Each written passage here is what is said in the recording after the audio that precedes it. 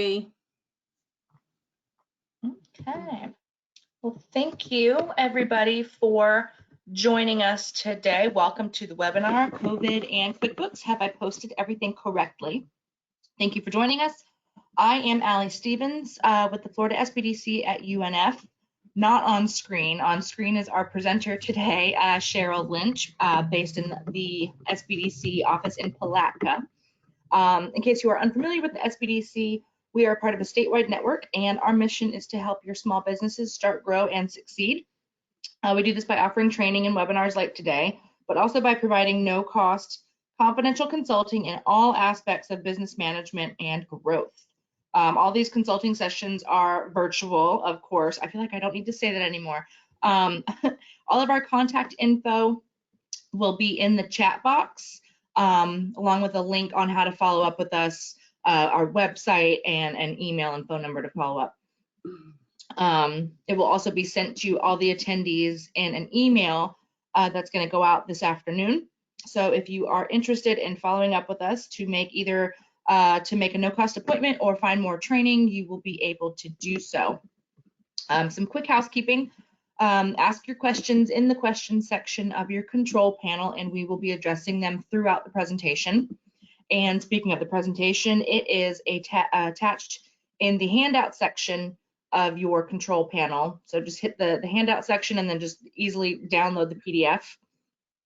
This session is being recorded, and the link will be sent out to everybody along with that email that is going to go out this afternoon, and along with it a survey for you to let us know how you thought today's session went. So without any further ado, I am going to hand it over to Ms. Cheryl Lynch. Take it away. Hi, everybody. Thanks for joining us. I kind of want to make this fluid, so as you have questions as we go along, this is going to be step-by-step instructions on how to get everything in, moved. If I missed something, ask the question. So we're going to cover desktop and online versions both today. And we have a little poll that Allie will shoot out, so you can let me know which version. So if we're balanced, we'll concentrate on both. If it's heavy on one side, we'll focus a little heavier on that side, just so I have an understanding of where everybody is and what version of QuickBooks they're using, desktop versus online. Again, we're going to cover both. Well, let's go ahead and launch that poll before you go any further. It's not launching. Drum roll. Oh, I don't know what's going on with my, sorry, it's not letting me select it. Okay, whew, sorry about that. Here we go.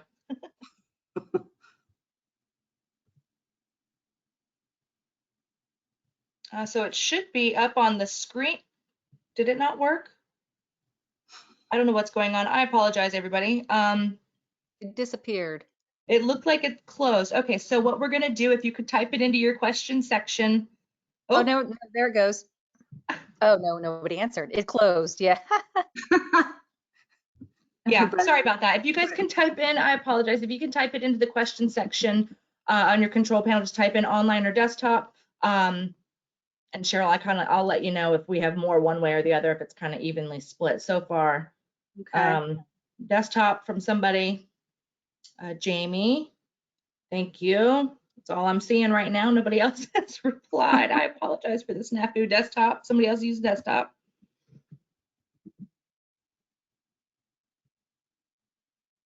One online. We might have an even split. So I'll wait for more of those to roll in, but so far 2 desktop, 1 online. So 3 desktop, mostly desktop it looks like. Okay, so now I don't know how familiar everybody is, but with QuickBooks, there's always 10 different roads to get to the same destination. What I'm going to try and do is cover different roads to get to the same destination. So if you're not used to doing it the way that I'm showing you, maybe in the next application that we go through, you may see it there, but just think of it as an opportunity for you to learn a couple more shortcuts and a few little cheats, because anybody that knows me, I like to try and keep it simple. So what I'm going to do is I'm going to shut off my webcam so we can really concentrate on the presentation. So hopefully everybody's downloaded the handout. The link for the PDF, again, is in the handout section in your control panel. And we're going to cover COVID and QuickBooks. Have I posted everything correctly? There's a little information about me. There's my contact information. So if you do have questions afterwards, feel free to email me. I'll be more than happy to help you. And if you need further assistance or have other questions, by all means, feel free to reach out to me. So today, what we're really going to cover is if you've gotten a PPP loan, how do you record it on the desktop? How do you record it if you're using the online version? If you've received an EIDL loan, again, how to post it in QuickBooks on desktop or online. If you've received the EIDL advance, desktop or online. If you were one of the lucky ones to get a Florida Bridge loan, we will cover that as well. And then how to record the PPP forgiveness. And then if you do have an EIDL loan, when that comes about, how do you make your payments? Now this tutorial, as you'll notice, is going to be a step-by-step guide on how to do each of them. So we'll start out with the desktop version as the start with the PPP loan. So I have little screenshots on each of them, but I'm going to bring up a desktop version and kind of walk you through the steps. So if you look on your home page, this is a sample company, and you see record deposits. You would click on record deposits. There are deposits that are waiting to be deposited with this. I'll just hit cancel so I can report the deposit that we got from our lender for the PPP loan. So you deposit to the account that obviously the direct deposit went into, the date that you received that deposit. Under received from, we're going to put in the bank that we received the PPP from. They should be set up in your system. If not, you can set them up as a vendor. There is a way in the second step on how to set up a new vendor, so we will go through it at that point. Then from account, we want to create a new account, and we want to call it PPP loan. It's going to be an other account type under the chart of accounts with the current liability choice. Okay, so again, it's the other account type. So if you're going to be setting that up and you have to create a new chart of account, other account type is here. The drop down, it's an other current liability. And you hit continue and go. Account name, we'll name it PPP loan. If you use account numbers within your system, look at the numbering system that you're using under the liabilities. You can always click the sub-account sheet to see and do the drop down to see the numbers, so you would know where to number it within there. It's another current liability, so just pick a number that flows with that regard. Very simple. So then you put that in there, you put a little memo, put PPP loan, put the amount, save and close. That simple. It's another current liability. And that's how it gets, because it's a short-term loan. Do we have any questions pertaining to that? We'll give it a second just in case. Now, if you've already entered the PPP loan because you've had to reconcile whatever, you didn't know where to put it, ask my accountant. If you go into your check register, you find that deposit. If you double click on it to open it up, you can change what account it goes to. Follow the same steps in 2 through 5. So if you've put it to the wrong place, don't worry about it. You can find it in your check register, open it up, relabel it to which account it needs to go to. You can add the new account there, hit save and close, and then you're all good. We didn't have any questions come up, did we? Nope, none. Okay, so how do we do this on the online version? A little different. Again, there's 10 different ways to do it, but if you go to the left-hand navigation bar and you choose banking, I'm going to assume those of you that are using the online version use the bank feeds. So if you can find it within the bank feed, open it up. Again, the left-hand navigation bar, banking, you open up the bank feed, look for the transaction, open it up, and you can start classifying it. So here's a little sample. You find the transaction, you open it up, you clicked, make sure categorize is the selection, the little circle that you click. Put your bank in again that you received your PPP loan from. Category, that's your chart of account. So that's where you have to select the drop down to add a new one. It's a other current liability. And in the detail type, you select loan payable. Here's more of that information. Put in the name, and then you click Save and Close. Be sure to add a memo, or you can click Add. So there's the thing with Add. I always save and close, add, desktop, online. That's the way it works. Again, if you have already entered this entry into your system and it wasn't classified correctly, you can go to your register, find the transaction. So if we go to banking, we click on banking, and if we scroll down, I have to move, sorry, I have to move my GoToWebinar. Go to banking, go to bank register is right here on the side. You click that, that will take you to your check register. Find the deposit. I've got one here. You just click on it to open it. You click edit, and you go through the process to put it into the funds for this deposit. These are, the top part is payments from your customers that you may have entered. Ignore those. You're going to put it down here in the bottom. Please make sure you put a memo in the field just to give you information, and if you have an accountant or something, it helps them understanding what it is that you're doing as well. They'll have less questions for you and be able to operate more easily. Anybody have any questions with this?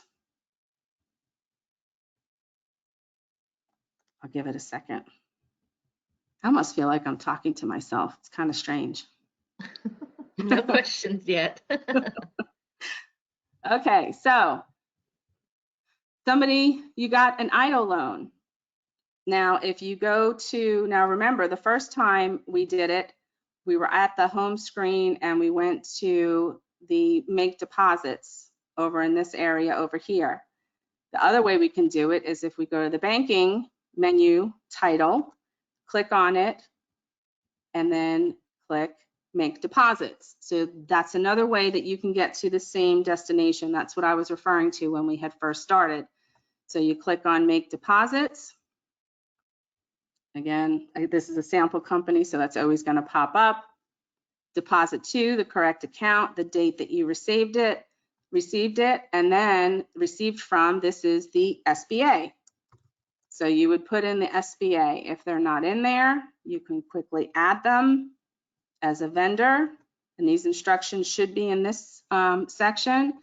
You click OK. From account, we're going to add a new one.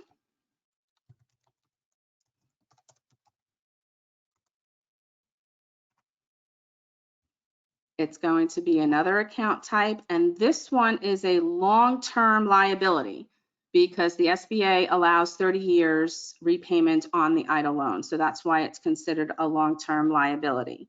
You hit continue. This one needs numbers. So I'm going to cheat and see and look under here, and we've got all these long-term liabilities. So it looks like 28,800 is open. So that's the one that I'll use, 28,800. I'll uncheck that because it's not a sub account, and then hit save and close. Put a memo in. I like to say this is a 30-year EIDL loan from the SBA. And then I just put pandemic because there's a lot of fluid information coming from the SBA as to what's taxable, what's not taxable. So anything relating to the pandemic, I use best practices and kind of label things as the pandemic or COVID or something of that nature, just so that you've got that proper reference and that information. And we put in the dollar amounts, and then we click save and close, and we're good. Again, if you have already entered and classified this and it was to the wrong place, so you didn't set anything up, again, you can go to your check register, find the transaction. So you can go to banking, use register, or you can look at the home screen and the check register, you can click it either way. So if you use the register, get the right one, you look for that transaction, and here it is. If you double click on it and open it, this is where you can change whatever you've put in there previously to override it and hit save and close. Now, if you've made a mistake while you're doing this, while you're changing it, it got deleted or anything of that nature, if anything happens within QuickBooks, it always tracks everything that is done, every entry that you make, every deletion that you make, every change that you make. And the way you can find that is if you go to reports, and it's under accountant and taxes, and it's called the audit trail. Okay, so again, if you've made a mistake or you're coming behind somebody who's made a mistake and you're not sure what they've done or the activity that they've done for that particular day, you can always go to reports, accounting and taxes, accountants and taxes, and then the audit trail. And it's like any other report within QuickBooks, you can select a date range. So this shows exactly the entry that I've done for today, to give me an understanding of what went where, what changed. If it was an entry, if something was deleted, it would say deleted and be italicized and bolded to point it out to you. So there's an opportunity to double check and see what's going on. Does anybody have any questions pertaining to this? Nope, nothing yet. Okay, somebody said, I don't know how to get my computer audio on. I don't know. Yeah, you might, I was just typing that in. Okay. You might try using your phone audio instead of going through the computer. Hit the audio drop down menu on your control panel, and there's a number to call in, and that way you don't have to rely on the internet for your sound. Okay. So no questions yet. We're having a party here. It's all good. Yeah. All right, again, if the transaction's already been entered, you can go to your check register, find the transaction, open it up, and follow these same steps. I tried to do screenshots step by step to eliminate any questions, but of course, I do this. I've been doing QuickBooks for many, many, many years. So I had to really stop and think, because I can do a lot of this stuff with my eyes closed. So if something does not make sense to you, or you feel like I've missed something, by all means, don't hesitate to reach out to me, ask the question, we'll get it going and get it solved. So you received an EIDL loan and you're using the online version. So again, you go to the left-hand navigation bar, you locate the transaction that's in the bank feed, and let me pull that up. Again, same thing, you locate the transaction, you open it up, and you try to classify it where it needs to be classified. I don't think I put a sample one in here, but let's just open this one. And there's obviously screenshots on the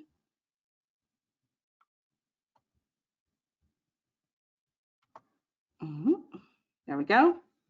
So we want to make sure we hit categorize. The vendor is, again, the SBA. The category is the EIDL loan. It's a long-term liability. We want to create that chart of account, we put a memo in the memo field, and we click add. If we've already entered this information into the system and it's not, you're like, okay, that's not what I did, I have to change this. Again, you can go to your check register, doing the same thing, opening it up and recategorizing it.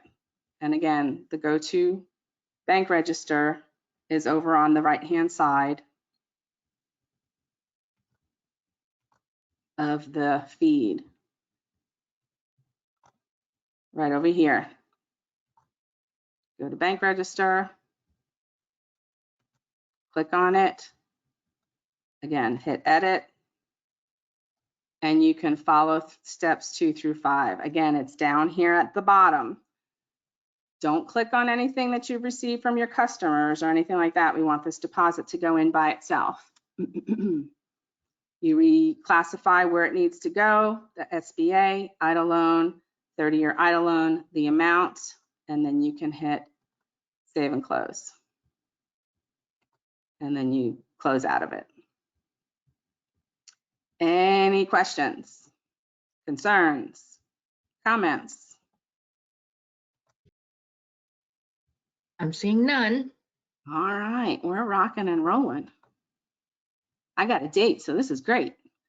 All right, you were received an idle advance. So the maximum amount of the idle advance, I'm going to go off in a little bit of a tangent here, and I apologize to those that didn't get an advance, but those that have and you haven't gotten the complete 10,000, the SBA is going to reach out to you when, we don't know, but at some point in the future, hopefully near future, they will reach out to you and let you know that you are able to receive the balance of the idle advance. So if you only receive 2,000, 8,000 is left for you to receive. And I believe they're just sending it to you. So it may show up in your bank, but we were told that they're going to contact you. Again, it's a very fluid thing that's going on here, and the SBA is trying to keep up with everything. So things change pretty consistently. I think we're on webinars. It was almost like every other day or 2 or 3 days that we were on with SBA trying to find out what the changes were. But if you are going to receive the next idle advance, you'll know how to post it correctly this time. So again, a different road we're going to go down. So from the company drop-down menu, we're going to choose make journal entries. All right. My apologies, I have to toggle between so many. So if you go up to company here at the top, make journal entries is closer to the bottom. You click on that. The date that you received your idle advance, that it went into the bank, is the date that you use. The entry number, most of the time it'll automatically put numbers in there. It's not really important to have numbers, but if you are a company that does use numbers, it'll do, this is not an adjusting entry, so that doesn't have to be checked. And again, going through the step-by-step, we'll choose idle advance as the name. We'll probably have to add this. This one's going to be considered other income. Now you say, but Cheryl, we're not being taxed on this. That's correct. It's not considered taxable income. However, we're putting it to the other income, labeling it idle advance. So if you file your own returns or your CPA files them or an accountant that files them for you, they will know that that amount's going to be excluded. The IRS portal, I spoke with a CPA this morning and they said that they're expecting the portal to open within the next week or so. So you can't even file your tax returns just yet because the IRS is trying to update their systems with all the CARES Act, the economic acts that they just passed at the end of December. All those rules and regs they're finalizing and getting in there. So you create it as another income, so it'll be at the bottom of your P&L when you pull your P&L report for the year. It'll sit at the bottom. We don't want it in our sales income at the top. We want it as an other income category. I can't stress that enough. So you add that account, you hit save and close. You enter the amount in the credit column. So if you receive 2,000, you put 2,000 in the credit column. The memo, it's the idle advance or quote unquote grant from the SBA. The other side of it is the checking account.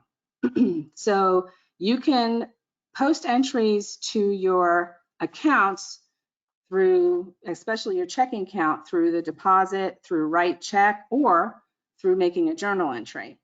So you can post to your checking account using the journal entry feature here as well. So that's why I was saying there's several different roads. We could have used the other way as well, but trying to show you how many different ways you can achieve the end goal within QuickBooks. Again, if you've already entered this and it's been misclassified, go to your check register, find the transaction, open it up, and follow these steps through, and that will get it where it needs to be. Do we have any questions? Concerns? One person said, mentioned not from online user, but I'm not sure what exactly he was referring to. So if you could clarify on that, what you meant, or if you had a question or comment, I'll give him a second to type that in if he wants to clarify, but that's all we have. Okay. Oh, wait. Yep. Oh, sorry. He said, I meant no questions from online users. Thank you. Okay, thank you. Is this making sense? Can we get like thumbs up or yes, or are we following along? Am I speaking Chinese to everybody? I'm hoping that everybody's kind of familiar with these screens and what we're going through. If not, and you need additional help or anything like that, by all means, email me, call me, and we can set up an appointment. I do PC to PC sessions. And we get on the phone and I can see what you can see and we can walk through everything. So it's not a problem. I will give you this disclaimer. I am not a tax accountant. I am not a CPA. I only play one on TV. So if you do have any tax questions pertaining to your business, I highly recommend you contact your accountant or CPA.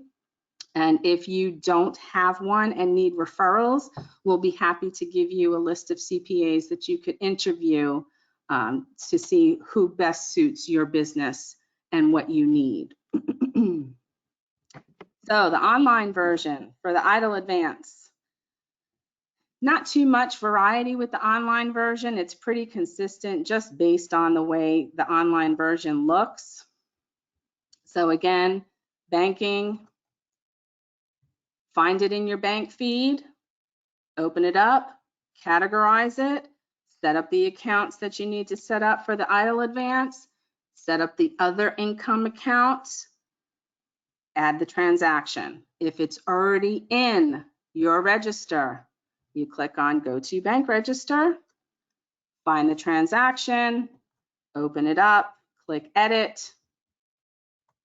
Oops, sorry, I've got to keep moving these taskbars out of the way so I can get to where I need to hit.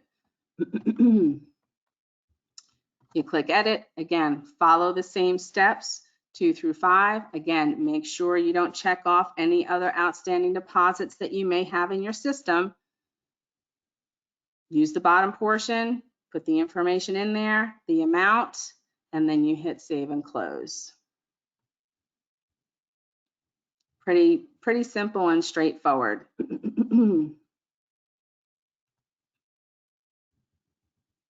All right. So again, other income, and we're going to classify it as other miscellaneous income.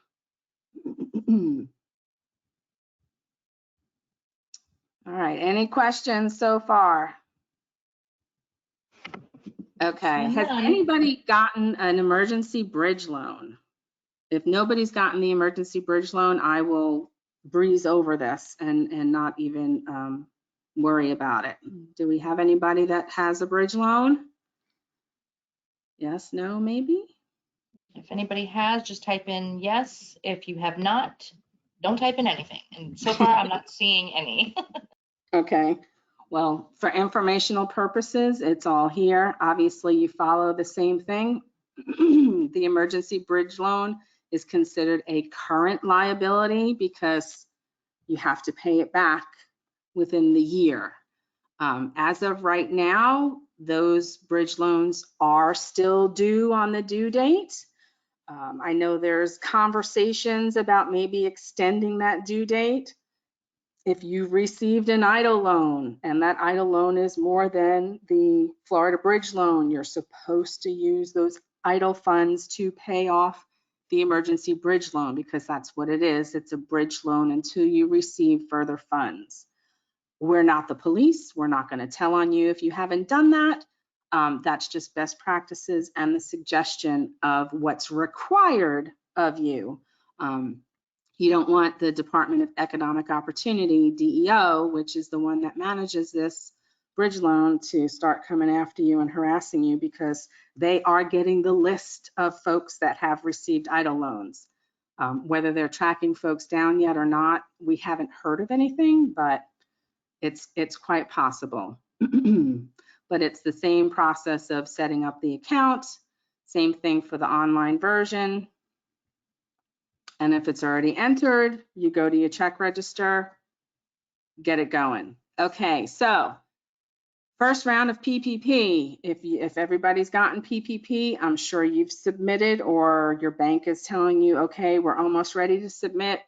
In order to get the PPP forgiveness on your books correctly, we're going to make a journal entry to move it from our balance sheet to our P&L. So, okay, what does that mean? So we make a journal entry, again, by going to the company drop-down menu and choose Make Journal Entries.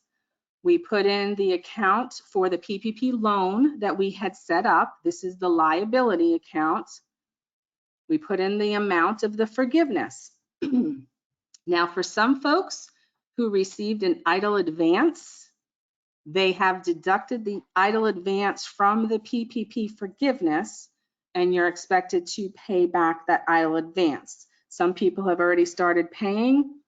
The SBA, and through all the acts that were passed, they're saying now that you're not going to have to do that. However, if you are already repaying it, continue until SBA says stop, and they will refund that money to you. I know it's odd, but that's the guidance that we have so far. Again, it's fluid. It may change. Please don't hurt the messenger. If it could be done with a snap of a finger, I'd be all for that. But the last thing you want to do is default with the SBA, even though you are going to get this money back. I know it doesn't make sense. I know you need the money. However, that's how it is right now. Hopefully they'll adjust that. They'll freeze the payments. They'll figure out what you've paid back, refund that money to you. That's the hope. But we need to set up another account for the PPP forgiveness. Again, put in PPP forgiveness. It's another income account. Again, this won't be taxable to you, but we do have to put it as other income on our P&L. We're calling it the PPP forgiveness. We're putting it at the bottom of our P&L, so we'll know that this isn't taxable income. Your CPA, your accountant, or if you're doing, God bless you if you do your own taxes. I don't even do my own taxes, but it should not be a taxable amount to you, but we still have to put it to our P&L because it will be considered income. Now, if your forgiveness didn't start until this year, you're okay. So you've got the whole year to figure out, what's happening before taxes for next year. But if you started the forgiveness process and was approved before the beginning of this year, you have to make sure that you date it as of the end of last year to get it onto last year's numbers so everything can tie in. Does anybody have any questions? This is a little trickier. You only put in the amount that was forgiven. So again, if you received an EIDL advance, they've deducted that amount from your forgiveness. So if your PPP loan was $10,000, you had an idle advance of $2,000. Your PPP forgiveness amount for right now is $8,000 that you have to report. When the SBA catches up to everything and they give you that money back, then if hopefully it should be this year, then you'll move the balance this year. Does that make sense? Are there any questions? I know this one's a little stickier, but I just want to make sure that people understand why we're doing it this way, how it has to be handled this way, and for purposes of clear communication so everybody knows, whoever's going to be looking at your books, what that is. Again, step-by-step instructions. No questions yet, Cheryl. Okay. Wow, I'm getting nervous. Is everybody awake? Again, for online version, for the PPP forgiveness, we finally get to change it up a little bit with the online version. So to create a journal entry, we go over to the left navigation bar and we hit the plus sign with the new. And all the way over here under other, that's where you find your journal entries. You can also do your bank deposit from here as well, if you don't use bank feeds. Nobody said anything about not using bank feeds, so I didn't address it, but here's another way that you can create a bank deposit that maybe your bank feed didn't pick up and you don't know how to get it in there. This is the way you do it.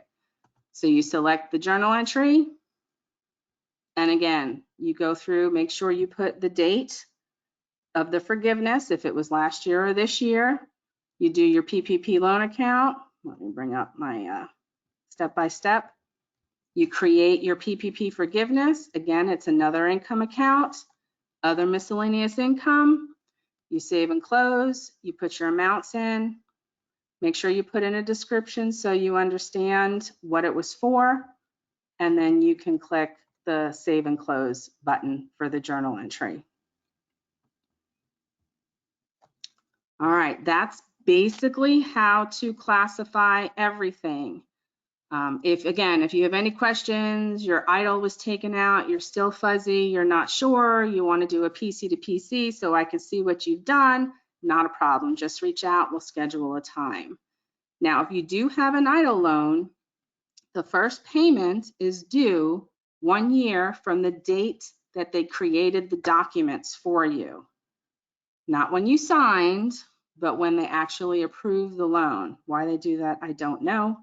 Again, don't hurt the messenger. But in order to start paying back, they're not going to send you a coupon booklet or anything of that nature. You have to go to www.pay.gov. And this is with any SBA loan, idle loan, whatever it is. This is the website that you can set up recurring payments, make a one-time payment, pay it off in full if you'd like to. The area that you go is right here in the middle for the Small Business Administration. It says make SBA 1201 borrower payment. That's just numbers. So the government loves to use acronyms, numbers, and things of that nature, which have nothing to do with you, but that's what you choose. When you select that screen, you'll see this information and you just follow the process of what has to be done. And this is specifically, I selected for the idle. There's information here telling you everything, what you need to do. And it's just step by step by step. You'll need your loan number, your application number in case you don't have your loan number. You should be able to log into your SBA account to get that information. But that's it. And you have to start paying 1 year from the date that your documents were drafted.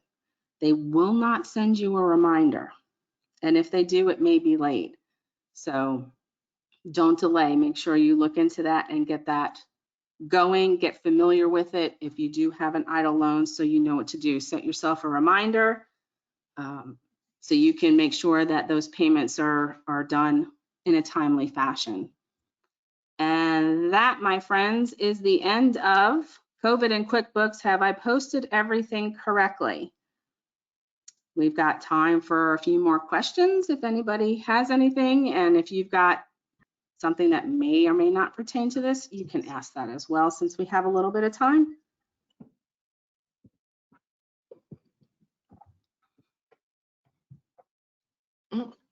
So far, no questions, just some friends said this was very helpful. Mahalo.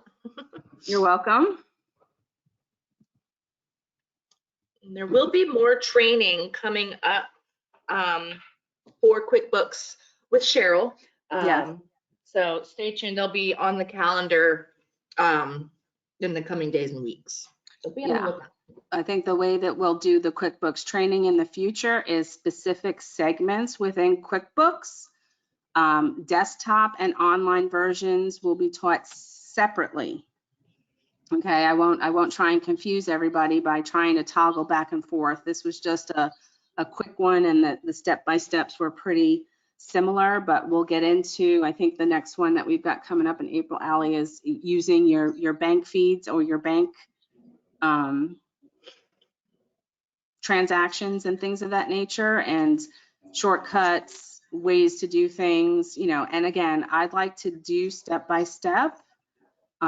Give you the tutorials with screenshots so you kind of have a little bit of a dictionary and a reference that you can utilize. So he's like, oh, how do I do that again? How do I do that again? Because sometimes in QuickBooks, you get good at the stuff you do on a daily basis, but the stuff on a monthly, semi-annual, annual basis, you know, it happens to me too. The brain fart sets in and you're like, how do I do this again? What do I have to do?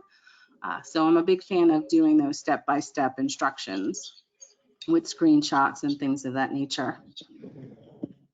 Anthony has asked if there is another training for general use, and correct me if I'm wrong, Cheryl, but yeah, like online setup. Okay, he's just clarifying here. Yeah, it would be the trainings that we're gonna be offering throughout this year will be very specific to specific parts in QuickBooks. There, I don't think we'll do it. It will cover the general use, but general use for the vendors section, general use for the customers and sales section, general use for the banking section, and then, you know, overall stuff, payroll. I know that's a hot item that almost everybody has questions about. Do we have another question? It just says here, like, I would like training for online setup, like how to manage multiple businesses. I don't know if we'll get into that, Anthony, but Cheryl's contact information, that might be something that might be more of a one-on-one. Yes, Anthony, feel free to reach out to me. If you're using online and you've got multiple businesses, I'm sure you've got multiple subscriptions and things like that. So absolutely, just reach out to me and we'll get something on the calendar and you can ask away at your questions and I'll do the best I can to help you.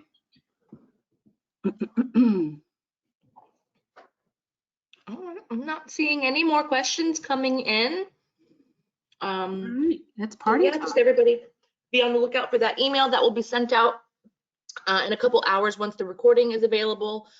Grab the handout now because it's not going to be attached to that email. So if you want the copy of this presentation, go ahead and click in your handouts right now and download it if you have not already done so. And be on the lookout for that email with links and the survey and the recording. And stay tuned for the schedule for the rest of the year. So with that said, Cheryl, thank you very much for a fabulous presentation. And we'll see everybody at the next one. Thanks, everybody. Don't be afraid to email me if you got more questions. Thanks, everyone. All right, bye.